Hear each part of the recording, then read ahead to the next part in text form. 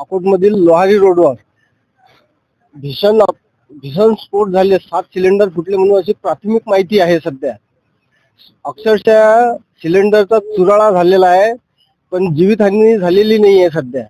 तर या अतिशय महसूल अधिकारी, सगळे अग्निशमन दल सगळेच पोहोचले आहेत आणि आजूबाजूच्या परिसरांनी खूप मोठा असा स्फोट झाला आणि जीवितहानी काही सध्या झाली नाही. सिलेंडर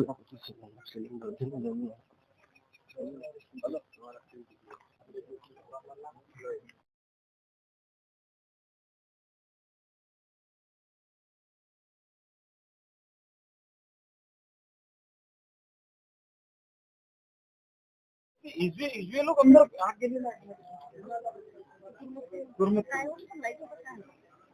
येते सिंगरा खाली येते सिंगरा कुठं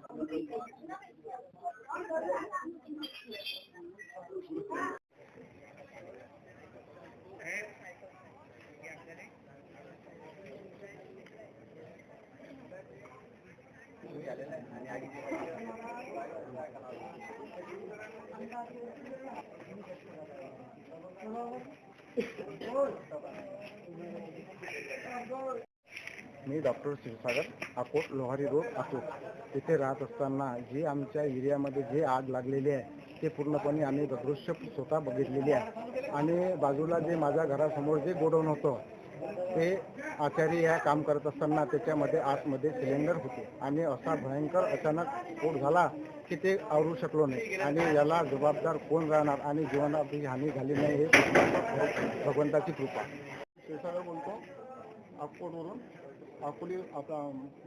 अकोटमध्ये हे या सिलेंडरच्या स्फोटमुळे हे प्रकरण झालं आहे आणि यासाठी इलेक्ट्रिकचं काही दोष नसल्यामुळे हा सिलेंडरचा स्फोट झालेला आहे. फुटलं ना, अक्षरशः हे सिलेंडर फुटलं. राजा पहा बरं किती अनर्थ कळला. जीवितहानी नाही आहे सध्या, पण सिलेंडरची वाट लागली एकदम. 6 ते 7 सिलेंडर फुटल्याची प्राथमिक माहिती आहे सध्या.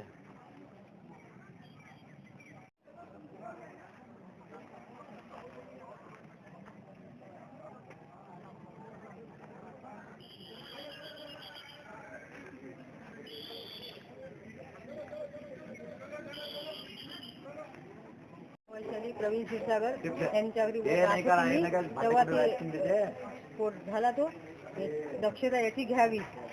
सिलेंडरचा स्फोट झाला तो, त्याची दक्षता घ्यावी आता.